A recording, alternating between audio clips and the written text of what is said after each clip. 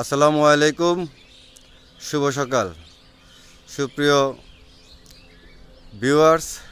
আমি আছি এখন ব্রাহ্মণবাড়িয়া নবীনগর উপজেলার বগডহর গ্রামে।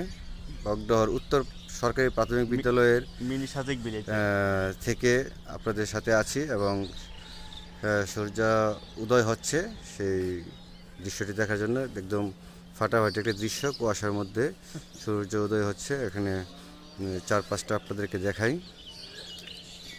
এই যে দেখেন কত কুয়াশা, একদম চারপাশ ঘিরে আছে। স্কুলের ভবনটিও ভালো লেগেছে, চারতলা একটি ভবন, খুব সুন্দর একটি পরিবেশ, মনোমুগ্ধকর পরিবেশ। ধন্যবাদ সবাইকে, ভালো থাকবেন।